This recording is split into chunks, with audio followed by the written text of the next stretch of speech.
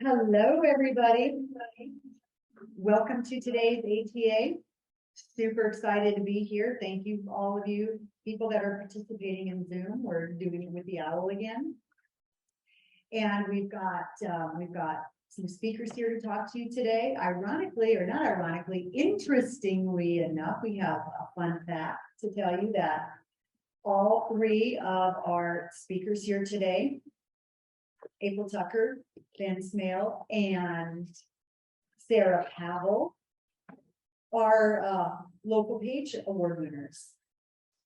So congratulations to them for that. In fact, Ben is actually a national winner as well. These are all super producers and they stay in front of their leads, and we're very happy to have them here talking today about the shifting market and pivoting, and how are they having conversations with their clients, and how does that look, because they know what they're doing. And so we've got April here. She's going to do a little commentating here, and we want to get some participation from everybody on Zoom and everybody here today. So we're going to go ahead and kick this off and hear what they have to say, their words of wisdom. All right, hey guys, thanks everybody who jumped up on there. Really appreciate everyone being here today. You guys, I think we've got a really great panel here today between Ben and Sarah, who are two real leaders here in our community as far as taking care of our buyers and really understanding our contracts and the verbiage, and all of that goes into it. We've been in such a seller-heavy mindset, right? How can we cater? How can we throw money at sellers? How can we do all of that? I think we're can you still hear me, Kristen? Yeah, okay, good. You know, and so anyways, now we're starting to just shift this a little bit, which I think is a very positive, very good shift. And so it's time for all of us to start to get back into the mode of home inspections and the HICRA. You guys, we had a brand new contract that came out right at the beginning of all of this. And so some of these new due diligence terms are very unfamiliar to a lot of us who haven't necessarily put those in place since this new contract come out. New time frames. We're going to start to see more closing costs being asked for, meet those best practices, and then also home sale contingencies and first rights of refusals are coming back into play, you guys. And so anyways, as we're starting to get into this, one, what kind of conversations do we need to be having with our buyers to set them up for success when we're making offers? Ben, I know that you have really great home buyers orientations that you do. Sarah, I know you have a system and process that goes into it also. So when you guys are speaking to your buyers moving into this, what's some of the language and the verbiage that you guys are using to help them pivot their mindset as we're heading into this? Sarah, what are you saying these days to your people? So right now when I'm meeting with people, I'm just kind of telling them that our market is kind of like a roller coaster. So we're still probably seeing old and new verbiage. It really depending on market time and the home, because I feel like some properties are still going to see that aggressive verbiage that we've seen prior, and then others that have had longer market time, you're shifting to try to work the offer into your client's favor a little bit more. So you're not going to see the multiple offer kind of verbiage being used. You're going to shift that and say, okay, maybe we can get some seller concessions here. If you are getting offers on your seller side for 48-hour first right of refusal, don't be scared of those. Just understand that, you know, now with rates getting higher, we might see that more because people are going to have to use some of their proceeds and stuff to get the new home. And so if you can work these together,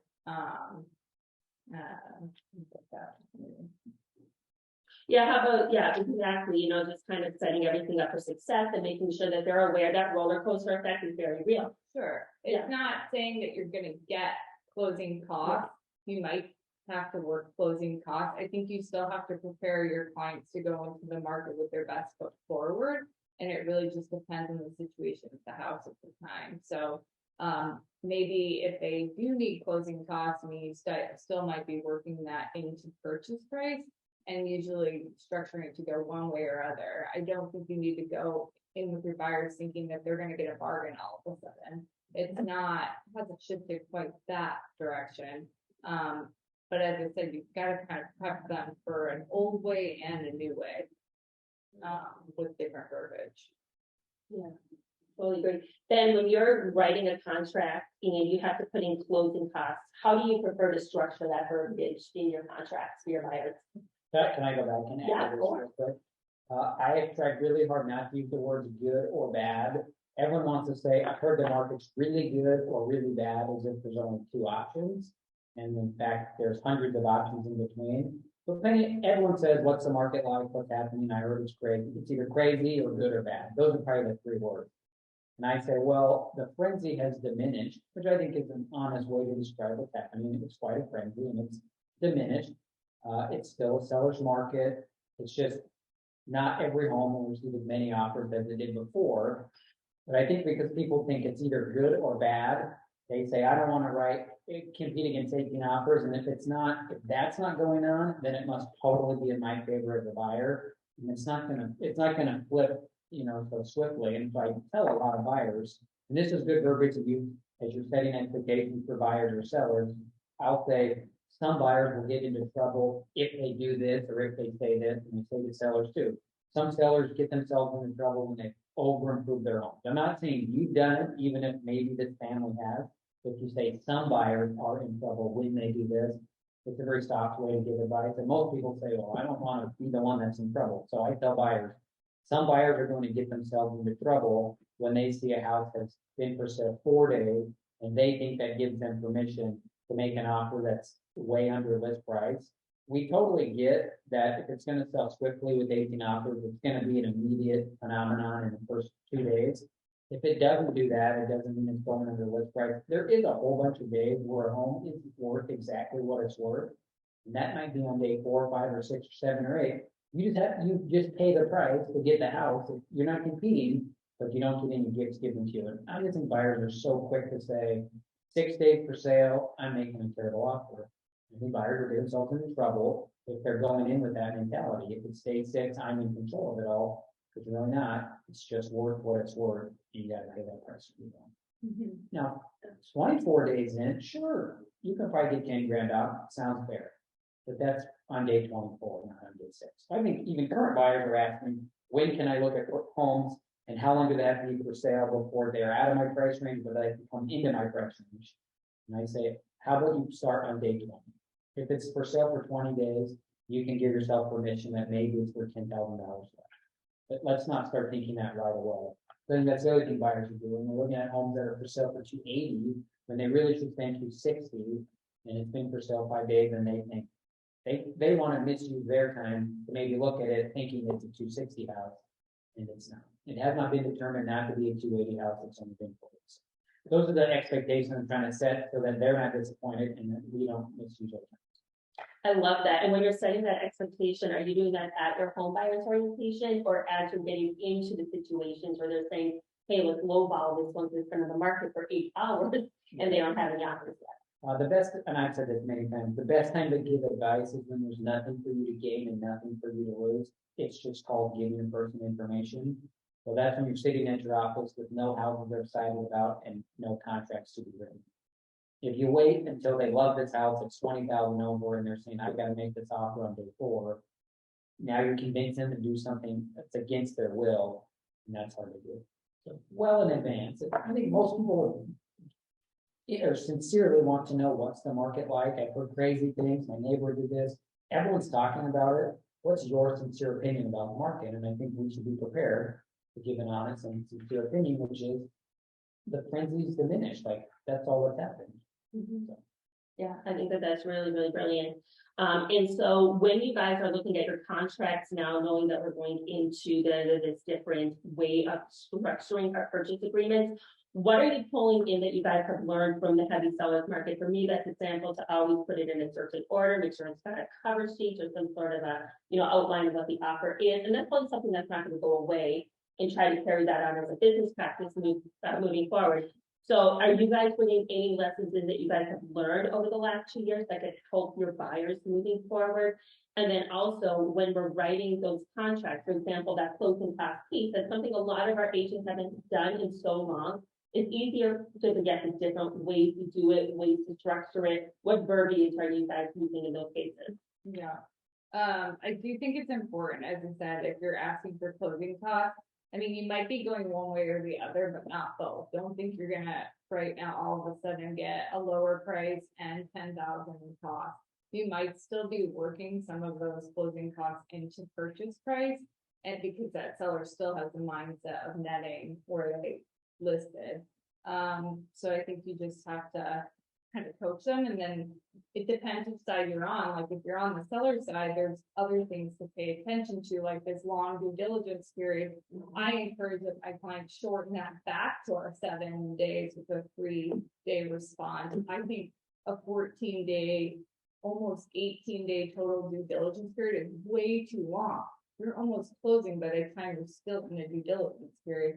So no matter what, I always go back to 7 business days with a 3-day response, and I keep it open. So I don't use the addendum that structures it to a whole home.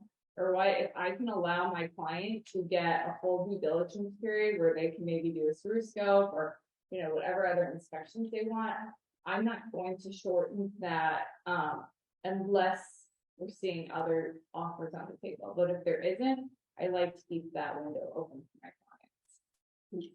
Yeah, I like that concept of, you know, kind of hemming it up to still make it somewhat attractive to the sellers while keeping the whole time frame in mind.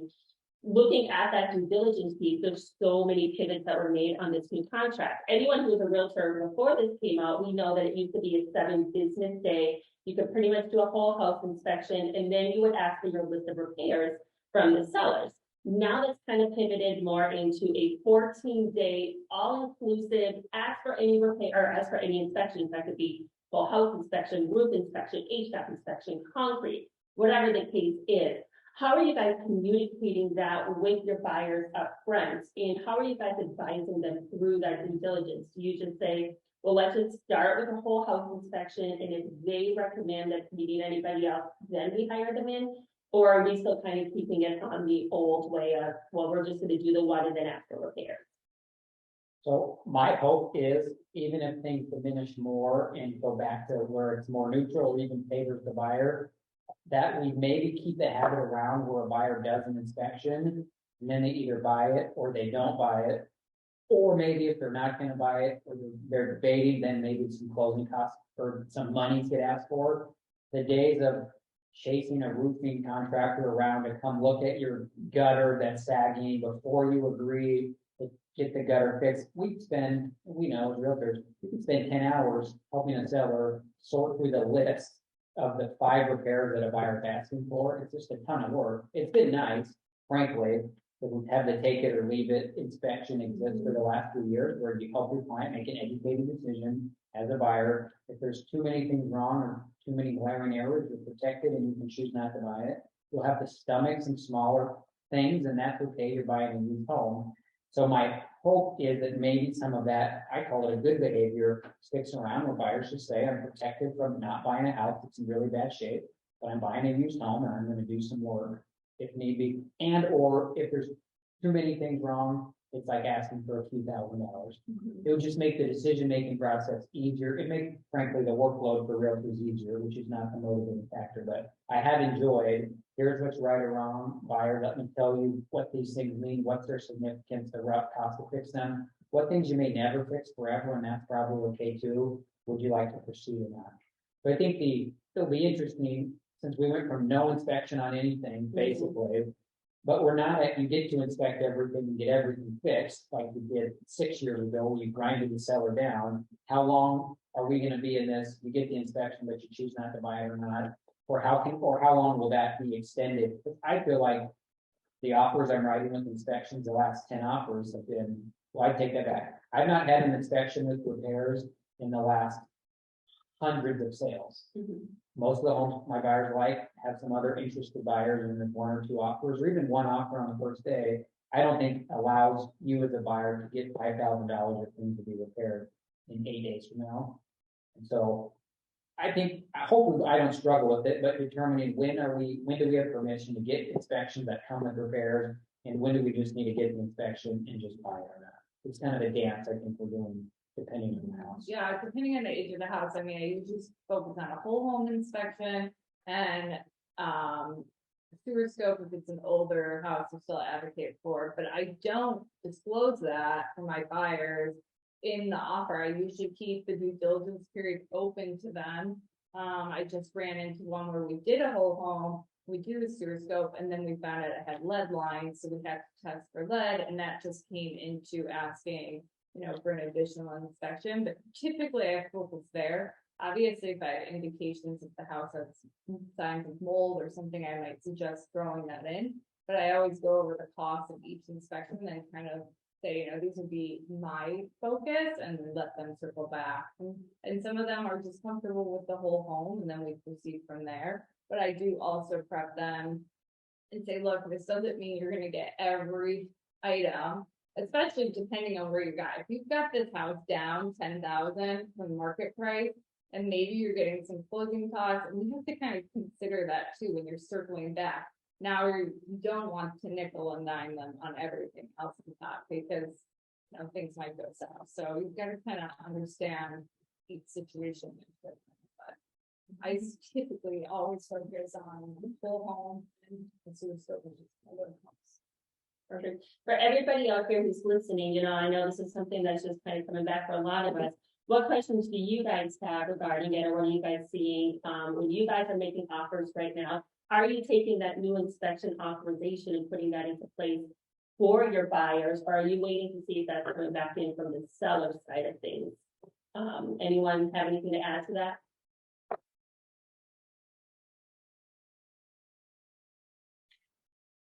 For me personally, I am not utilizing the inspection authorization for my buyers because again, it ties them in, but I do encourage it for my listings just to kind of protect my sellers. So, but I have seen it starting to pop up a little bit more because sellers are more concerned about what their exposure is in regards to those inspections. And I've also seen agents come back and say, hey, we really want you guys, listing agents come back and say, hey, we really want you guys to use this document because we want to know exactly what's going on with the house.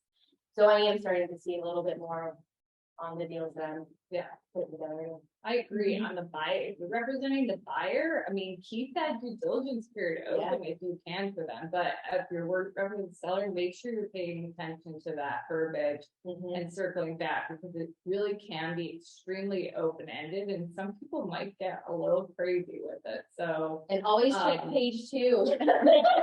Page 2, don't forget it. And I always shorten it on the seller side. If it's open, I always go back to a minimum of 7 business days and a 72-hour response. I just think that was plenty of time in the contracts we had prior, and I just do not want to be pulling my client's house into a pending status for 18 days. It's extremely long, in my opinion. So the 72 hours or 3 days we used to have, I always felt like people took the whole 3 days to provide a response just because you had it. And usually if you stood at the island at the split entry that the inspection just ended at for another 15 minutes, you could figure out exactly what the buyer really cared about to get there. But you'd say, I'm in a hurry, let's call each other tomorrow. And then I just never felt like you really needed 72 hours to say, fix these 3 tiny things. Right. And so I now, especially to be inviting the sellers in the take it or leave it scenario, I said, we're going to tell you in 24 hours. Totally agree. All you have to do is say, I want to buy it or I don't. Like it really doesn't take 72 man hours of thinking and thinking and thinking. And if we're going to be inviting the sellers, which we still need to do in the market conditions like this, they'd rather have a tidy decision like we had an inspection today, just tell me tomorrow. I've not found buyers struggle to make a decision, but you're also not saying, take these 30 things and pick your favorite 10, and we'll put them in order and we'll talk about it forever, talk it to death, and then we'll send over a list, and then the seller says, fat chance, like that's way too many things. Yeah. So I've reduced the time frames down to the inviting the sellers, but I've also not found buyers had any difficulty in making a decision that quickly. What kind of language are you putting on it when you're writing it in? So I always recommend having verbiage to save your verbiage constantly. It will speed up the process of when you're writing contracts to go back. So when I have, let's go to my home inspection. So I usually, like, I'll write it like this, inspection period to be completed. And I will try to sometimes get my inspector date in there. If I can't get a date and time, then I'll just put either the 7 business days, 5, whatever we're shortened to. So inspection period to be completed Wednesday, February 24th, between 9 and 12 p.m. with a response to addendum in section 8.2 to be received no later than 24 hours is when I shortened. And the inspection has been completed. So that's typically how I will write that. Sarah Hansen has a question. Do you put the 7 days in the counter offer? Yes, so whatever it is, so if they're doing an inspection for informational purposes only, I'm all for within 24 hours, give me a yay or nay. But yes, I will counter it, so I would say inspection period to be completed within 7 business days of acceptance with a response to addendum in section 18.2 to be received no later than whatever you set your time frame after the inspection has been completed. So a thought on that, one thing that I've seen too previously is go ahead and have, if you have a kind of a meeting of the minds and you verbally negotiated it and you're sending the counter back, have the agent try to call their preferred inspector. And then if you have a time and date, then you can counter back within those guidelines, similar to the language that you're providing and when you're writing the offer, Sarah. If you've negotiated it back and you're countering it, you could say inspection to occur on X date if the buyer's been able to facilitate that. Sure, and I think that's great if you can line up the date for sure. And sometimes I can't line up the date, so I'll still keep that window, but as you know, if they haven't responded, I'll text that agent and say, hey, we've secured this time, you know, just to let you know if this goes through, this is where we'll set this up at. You know, because sometimes it takes a little bit longer to get back to you. So I have a follow-up question. Based on kind of the inspection environment, what are the three of you seeing in regard to, or what do you think is the best practices? And I'm speaking in generality, and so you can be more specific on the type of property, but what do you think about the value of pre-inspections for your sellers with this evolution? So I've done pre-inspections for 8 years. The phenomenon over the last 6 months of listing agents saying, man, it's kind of amazing to not have to go through the inspection proceedings. I really love this. I've loved that in the last 8 years because 85% of the time, a pre-inspected listing does not have the buyer put up through a home inspection. And that goes back into markets 8 years ago because it's properly priced, you reveal everything, it's really forthcoming, you've already fixed a third of the things. Most buyers say, I don't want to waste the money, I'm going to pay for the same thing and be told all the same stuff. And once the market even got one step more competitive, they said, I'm competing against one other person, I'll just not do an inspection. So I think they've been incredibly valuable this whole time. I wish it would have happened more over the last 6 months where buyers weren't having to give up inspections because without getting the information from the pre-inspection. But just because there's an opportunity to, over the last 6 months, for buyers waive inspections, it's gonna, as they come back into play, inspections, having the pre-inspection is more valuable. That's what I'm getting at. Because then the buyer can still write an offer without an inspection because you've given them 25 pages of photos by a local reputable qualified home inspector, which in most buyers' minds is totally good enough for them. So I've advocated for them a long time, even when we could have totally forgot about them in the last 6 months and said they're not going to do one anyway. I still pounded it that we're going to get them done, and I think it served my sellers well because better buyers came to their house. But I think it will still serve sellers well and buyers just to get all the information up front. And if it's going to be take it or leave it, it's like we already gave you the pamphlet. Like just choose to take it or leave it and write an offer, or just go find another house. And it's just different preferences. I don't advocate for them. I usually will give my seller the pros and cons of doing it and give them the options. But sometimes I feel like I like the buyer to fall in love with the house before they're picking the house apart. So it can go both ways. So I usually explain the pros of a pre-inspection, the cons, and then let my clients make the decision. And I do it very similarly. I just lay it out there. For me, it's a good way to be able to prove to my sellers that I'm knowledgeable of what I'm speaking about. And so I can look at them and say, hey, all right, here's your options. You could do it, you could not do it. But here's the case. In the event that you do one, and that buyer comes through and they say, hey, we want to have our own done, I can say more power to you because the chances your home inspector finds within mine won't is very small. And in the event that they want to come through and they want to do their own, I already know to put the verbiage in place, that you're not allowed to nitpick anything that was already disclosed on my home inspection. And sometimes just having that verbiage or putting out there makes us seem much more professional. We've done this a million times, we already know the red flags. So I like to use it a lot in that way, just to build confidence that I know what I'm talking about. And setting those expectations, because you definitely, I have some sellers who will do a pre-inspection and then we'll have an offer that wants an inspection and they're all just beside themselves. It's like, what? You know, why do they want to do this? And it's like, it doesn't mean they still don't want to do their own due diligence with their own party, you know, so. So setting expectations with the seller that it's not necessarily an absolute foregone conclusion because there aren't 8 offers that the buyer is not going to accept it. I still personally still do them, but I understand the argument both ways. I probably tend to lean towards Ben's position, but you know, all you need is to get punched in the nose by a seller that says, you told me to do this. Now there's all these things that I have to disclose. And oh boy, and then after that, they're mad about the nitpicking of the pre-inspection, and then after that, the buyer asks for another inspection. It's not perfect when that happens.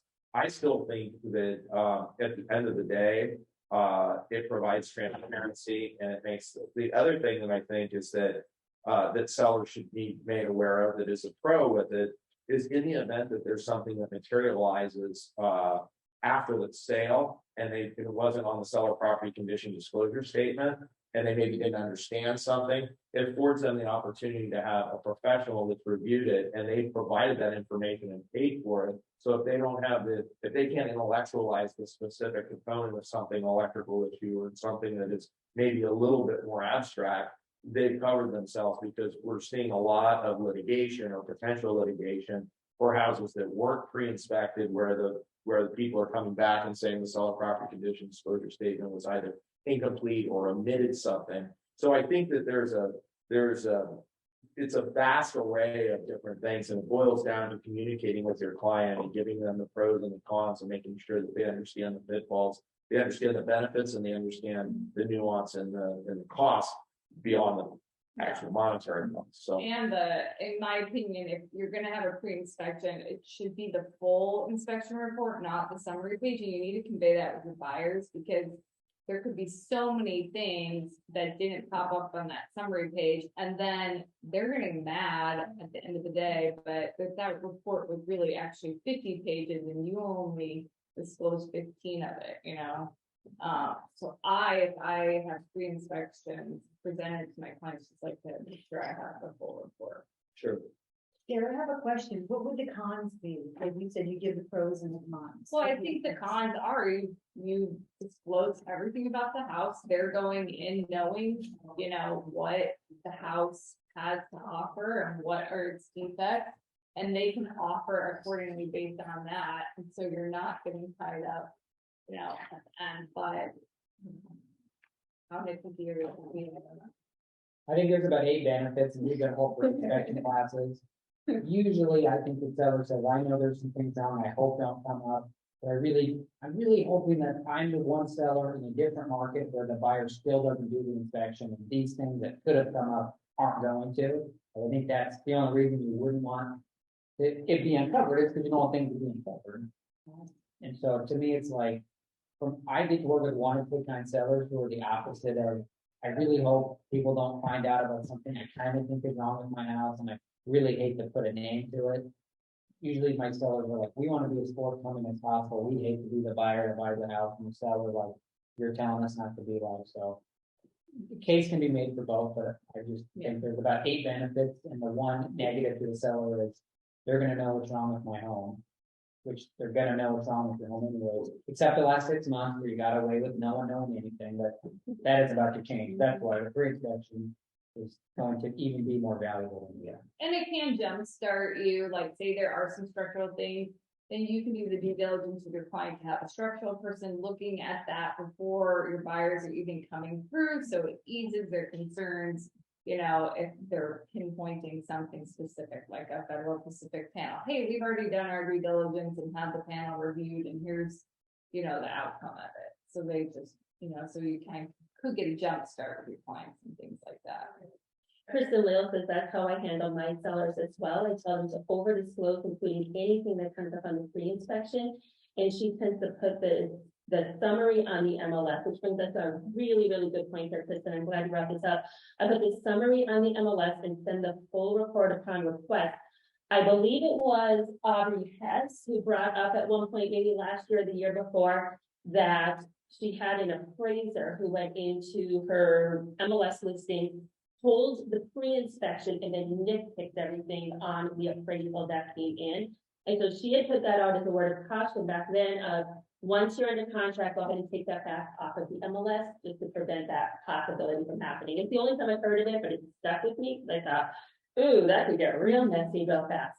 I wanted to get a lot about the deadlines in here. And I love how, most of us will have that up, but I do have a question about it. If you guys read this directly out of the purchase agreement, 8.2 says that, inspection requests or the rejection must be received by the seller no later than 5 p.m. on the 14th calendar day. And we know that those are calendar days, not business days.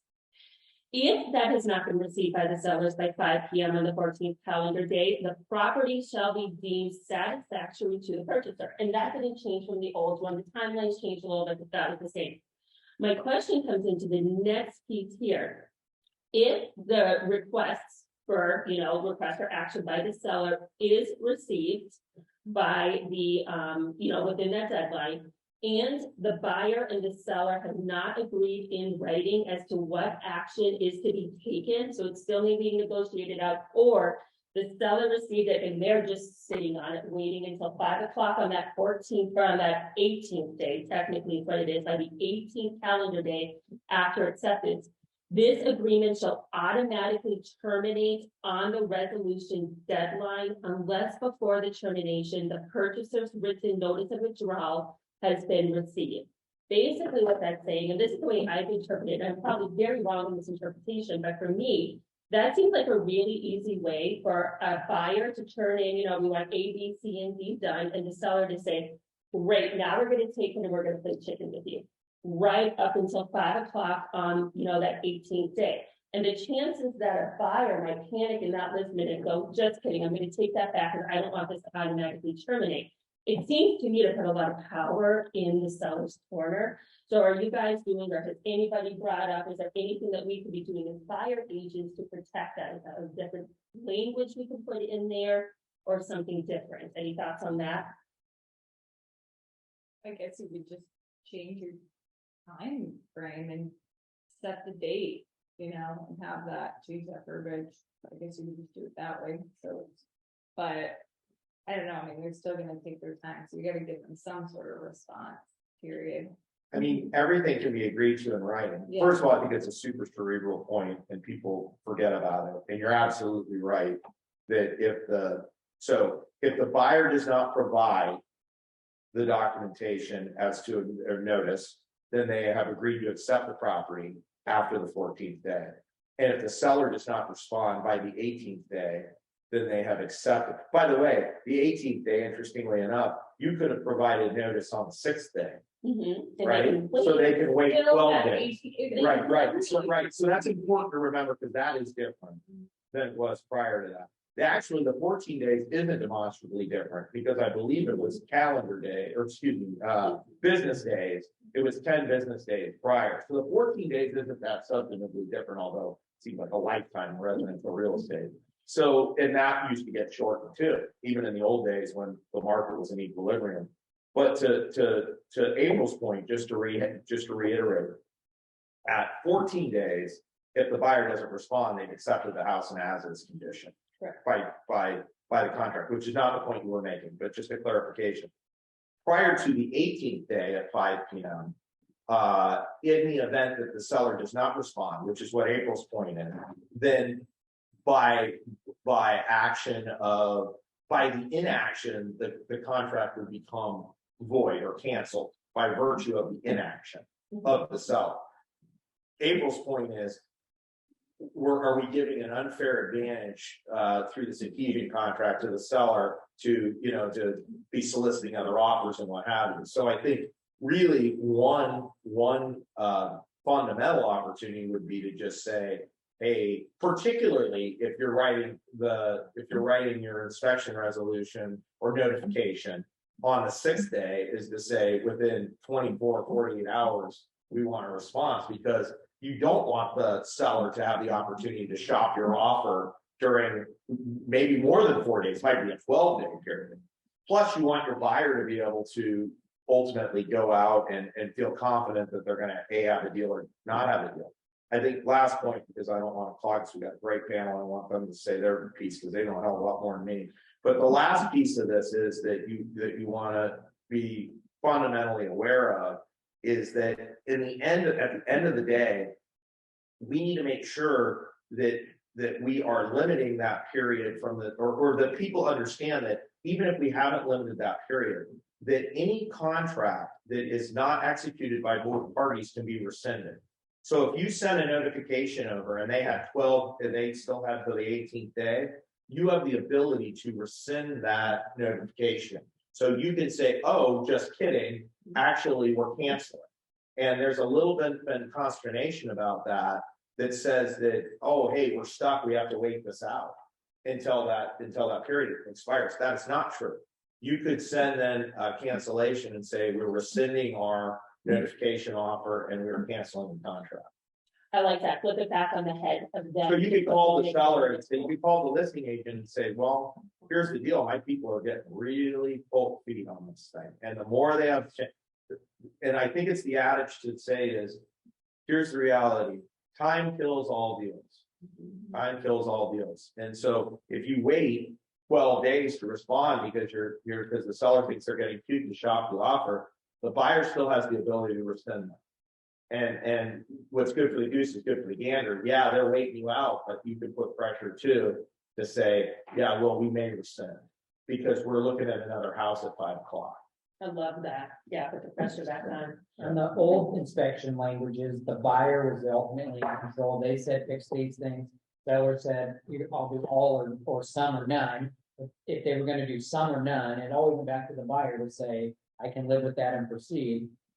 The seller never got to kick out the buyer. The seller could only refuse to do things in hope. Maybe the buyer said, yeah, no thanks. Of course, the seller might have something better in the wings.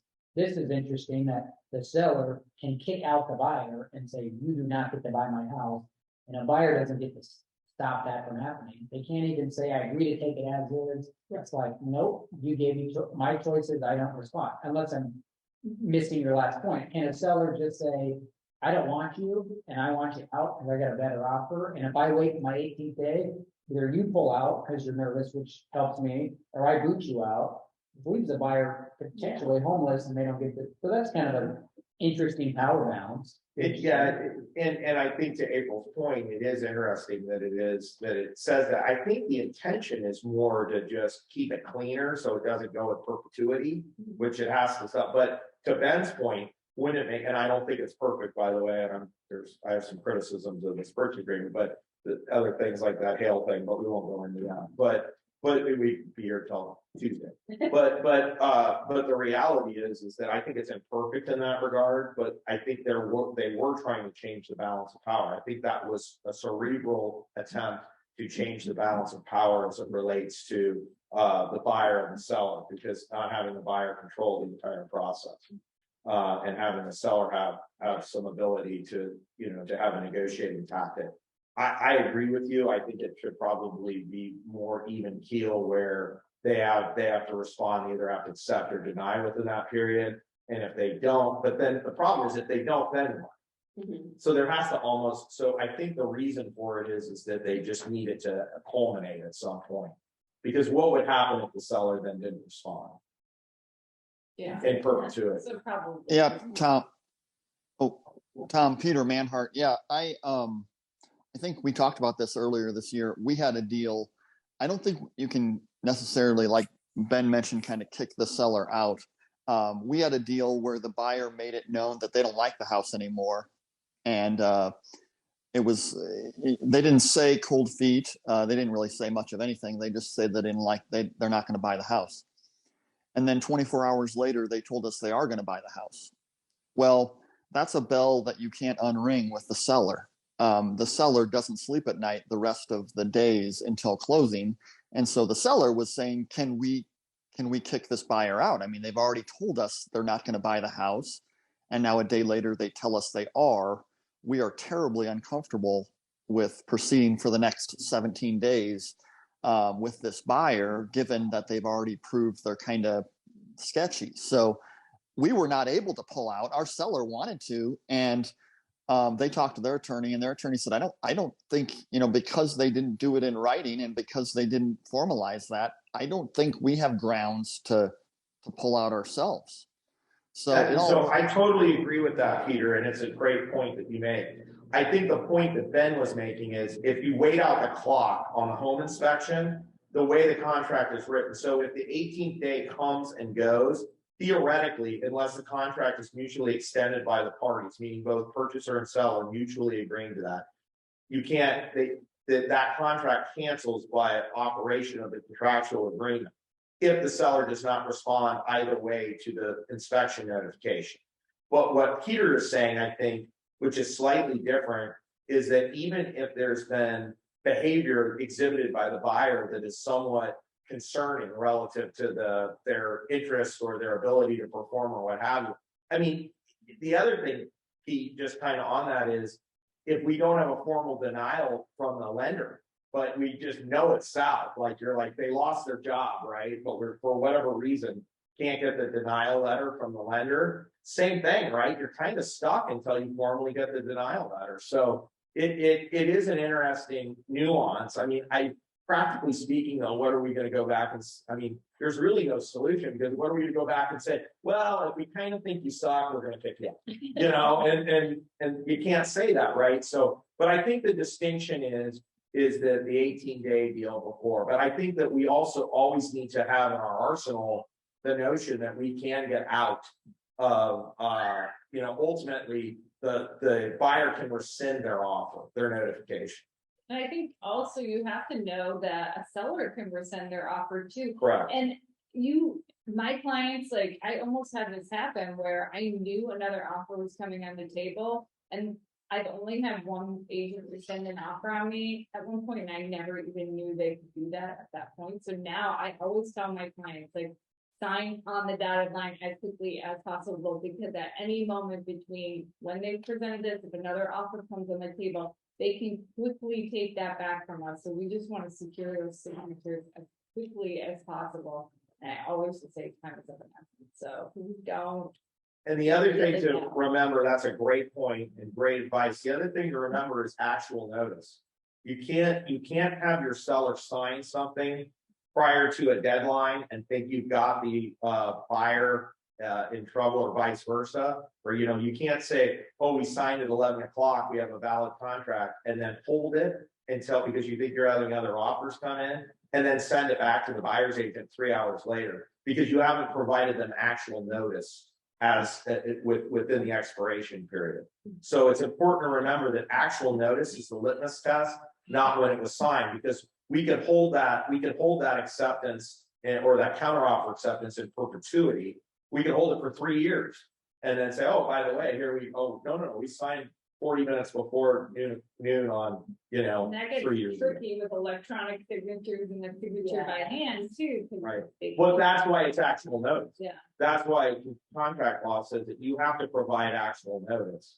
You can't say, now, do I think if you got something signed at 11:45 and it went back at 12:05, would a court say, oh, it wasn't noon? I don't think so. I think there's a reasonability there, but you can't hold it for hours and hours and have an expectation. What is that litmus test? I don't know, but I certainly wouldn't try to tempt fate on it. But you can't hold the offer, is what I'm saying. You can't hold the offer and have an electronic signature or a wet signature and say, oh, it was executed prior to the point and provide it to them at a much later date.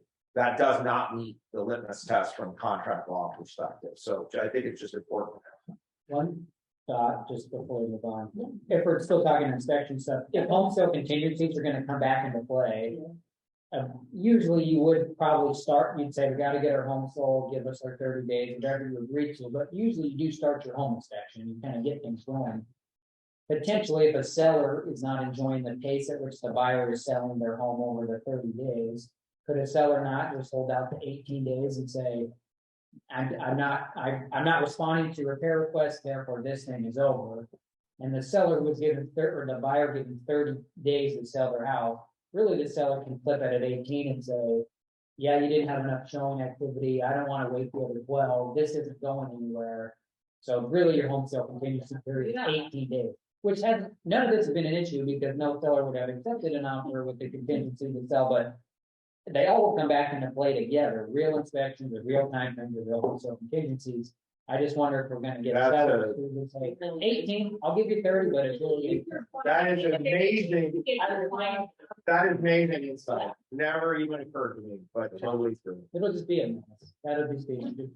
But it's always Sort out. great for who you're representing, where you have to know your outs for them or vice versa. I mean, you have to know if they're not comfortable, what can you do creatively to get them out? Well, that's why I think the first right of refusal addendum, I like to put more constraints on, you know, more of that, how they have to close versus what happens with the other house as much as I can. So that first right of refusal addendum that we sent out as a case study like 4 or 5 years ago, kind of outlines from point A to point B, kind of all the scenarios and what have you. But I like to say, I like to get a non-refundable earnest deposit after the inspection has been agreed to, you know, once the house has been, if their house has gone under contract, then I try to for sure make their earnest deposit non-refundable, probably increase, because why should we take that risk a second time? So there's a lot of things that I think you can do contractually, but to Ben's point, I think that would absolutely meet that litmus test if it was orchestrated just like that from the standpoint of the way the agreement is written, that they would have the ability based on the inspection to, now, of course, the buyer then could rescind their request. Sure. The worst thing is the buyer does sell their home. And so they've got to give it up in 30 days and the buyer sells the home to another buyer. And the seller says, yeah, no, for whatever reason, I'm not selling it to you. So then they don't have a house to buy because the seller waited out 18 days, but they've got to give up their house to another buyer. I mean, that could reasonably happen. It could. Or you have to sell a house, but you don't have one to buy. Well, the argument could be though, is that they could take it as is. They could rescind their agreement, they could rescind their notification and just accept it as is prior to the 18th. That would be their own, yeah. I love that went into the first right of refusal. That is a question that I do have here, because I think as we're getting into this, for again, you got buyers hats on, representing our buyers. How do you explain to your buyers what a first right of refusal is? First right of refusal, I mean, basically, you have to structure the terms of the first right of refusal, but really it's allowing the seller is giving the opportunity to the first buyer to follow through with their contractual agreement. And if they can't, they're allowing them to hold to those terms. Now, if they can't follow through within a specific time frame that's presented in the 48 hour or first right, however it's structured, 48, 72, I mean, however you structure it, then they have the opportunity to entertain another offer. But they have to give that first buyer the obligation to proceed with the terms that were set first. My overall arching theme that I kind of do if I'm going to take a first right of refusal is I'm trying to button that thing up in every angle, because I look at it maybe a little bit differently than maybe some do. So I'd be interested in the dialogue. My thought kind of is that, wow, we're really affording, and sometimes we have to do it right because we can't sell the house, but we're really affording that buyer an incredible opportunity relative to, you know, being able to sell their house before they buy. And the seller is taking an important amount of risk, all the risks they would normally take, and then a whole bunch more. So to me, you get a sense of how serious the buyer is by virtue of how many hoops they're willing to jump through contractually to make sure that the seller is protected. For example, if they're not willing to do the inspection prior to their home sale or their home going under contract, probably not a very good buy. You know, if they're not willing to spend $500, I would say that's a red flag. If they're not willing to accept that once their house goes under contract, that the earnest deposit is non-refundable, probably they're not willing to participate in an equitable. If they're not willing to get on the other side of the table a little bit and understand the seller's position on it, then I would be less inclined. Now, if I'm right, from the buyer's standpoint, of course, I'm looking at it. On a buyer's standpoint, I'm gonna leave it very open-ended and let the seller's agent structure it. I don't wanna structure it first, or typically I don't. I mean, it depends on the situation. Sometimes I will, but typically I'll just, write the contingency and allow the seller's agent to give me the terms of that contingency. We done a home sale contingency. Yeah. Yes. Contingency or first right, whatever, I won't offer that unless they're counting it back, because what if they don't set any expectations for it? I think we have some newer agents on here who have maybe never even heard the term first right of refusal before. So Ben, if a buyer came to you and said, hey, I want to look at 123 Main Street, but this says that it's pending a first right of refusal, what does that mean? It means to the buyer and counseling, your only opportunity to buy that house is if you write an offer. And you have to look at the house, like it, write an offer. The seller has to want to take your offer, but then that seller has to give the current buyer they have under contract 48 or 72, some amount of hours that they've agreed to remove the contingency to sell their home by getting alternative financing or getting their house under contract. And if that buyer fails to do either of those two things, then the seller could be permitted to accept your offer. So maybe we don't go rush out and look at it yet because there's like 4 hoops to jump through, and maybe we'll go look at a different house instead. I mean, there is an uphill battle for the buyer. Better offer for one. Some buyers even have their own house to sell, and it's like, no, they're not going to swap out that buyer who's already got a 5-day head start with you. But I usually will count to people about the difficult, what all the stars have to align so that you get to own this house. That's a great point though, Ben. The point that you made, that's so important. I would always say if we're representing the seller, to absolutely want to put in that the buyer cannot take a conditional offer on the sale of their home. Because that's like dominoes gone bad, Yeah. right? So I would always put that verbiage in, and we actually need to update that case study to reflect that. Because the last thing you want is it being contingent on the contingent. Yeah. So that's really important, and it gets lost a lot. People forget, and then they're like, oh my God, these people just took it. And maybe you gave them a little bit more of a leash because you're really having trouble selling this house and they wanted 45 days. So then maybe you would use the 18-day inspection period. But everything comes back. Versus a home sale contingency, because when we say those terms, we're talking in 2 different worlds. One, the first right of refusal, that your buyer might want to go look at that house, make an offer on it, and then jump into the waiting period, versus that home sale contingency, which is when you have your buyer and them purchasing a home here is contingent on them, A, putting a house up on the market, and B, getting it under contract and sold, right? Some combination thereof. And so that's kind of the 2 different worlds that we're speaking to, and they kind of intertwine with each other in certain senses. And yet as agents, it's really important that we understand the differences between them as well when we're talking to our buyers. So when you guys have that buyer who says, hey, Sarah, we've got to get our house out in New Jersey sold. We're going to have it up on the market next week. The offer here is contingent. You guys walk into 123 Main Street, like, this is it. We want to make an offer. Are you putting the parameters for your buyers into the contract? They're going to have the house up in New Jersey by X date. And then we're going to have it under contract by X date. Otherwise, the sellers will see the right. Or are you just putting it in and seeing if the listing agent comes back and knows Really the depends. parameters? If it were multiple offer, I would really probably structure that out, like extremely detailed. If there was nothing on the table, maybe I'd leave it a little open-ended and see what they come back with. Because if I can get a contingency without a first right in there, I mean, I'm not gonna offer that unless they counter it back. So it depends on the situation. Particularly because we're in a limited inventory environment, even though inventory went up 30% in July, we still only have 1.3 months of inventory, and that includes dead inventory. So it's more important than ever, right?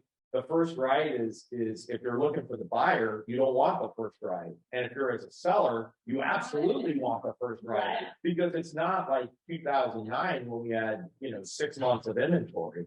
Where the seller's like, well, nobody's gonna look at my house for 3 months, what do I care? And then they give them 7 days to sell before the 48-hour first right kicks in.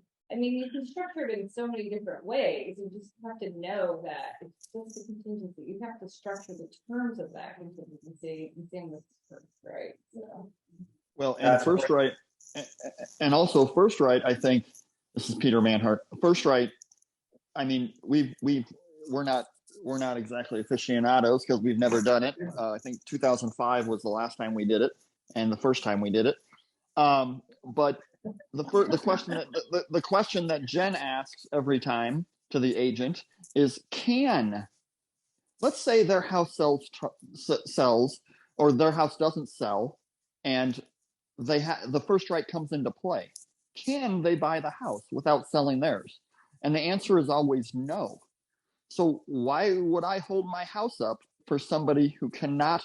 The only reason we would ever do a first right is if you had a wildly affluent person who said, and the house had sat forever, and that wildly affluent person said, I would like to buy. I have tons of cash, but I don't want to buy it until I sell mine. Can you just give me a few weeks to sell mine? And if you get another offer, I'll buy yours with all this cash I have here. Then Jen would be very interested in that offer because the house has sat, the person's rich, she has the ability to buy this house.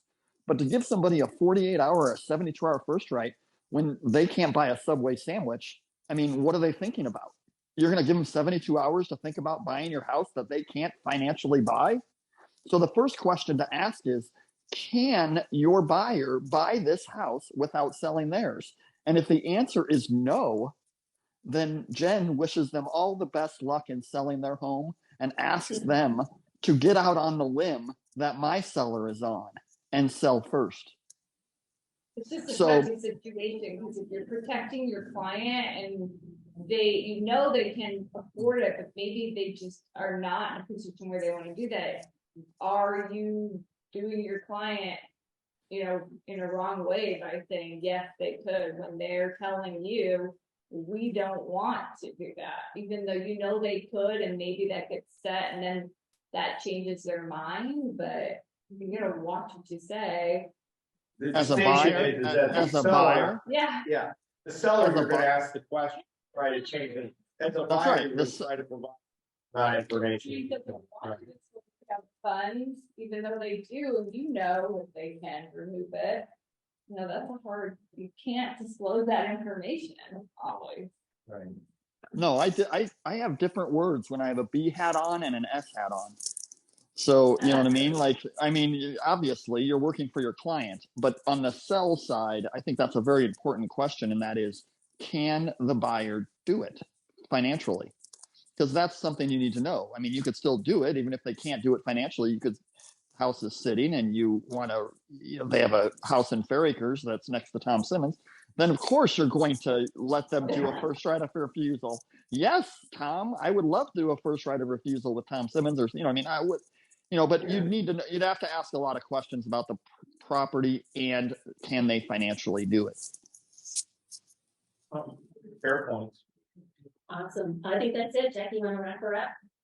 Well, thank you, April, Ben, and Sarah. Appreciate this, and Tom, and all of your words of wisdom here that were spoken to today. There's a lot that I learned and a lot that I don't know what you're even talking about. To be honest with you, it's like, whoa, this was really deep.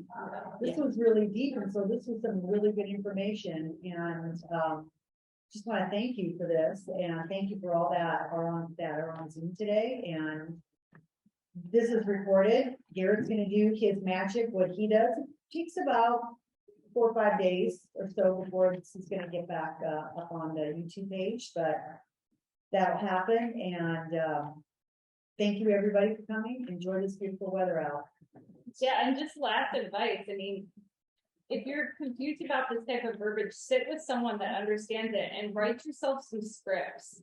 You know, have yourself some different scenarios and have something in front of you, because at least it's a starting point for you, and you're not just completely lost. And then obviously you can modify that according. Anything can happen. You just expect it. Well, thank you, everybody. Thanks for being here, guys. Bye. Thanks, guys.